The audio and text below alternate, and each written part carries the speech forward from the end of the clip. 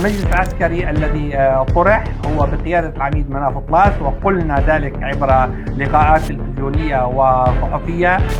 هناك أسباب عديدة لاختيار العميد مناف طلاس لقيادة المجلس العسكري.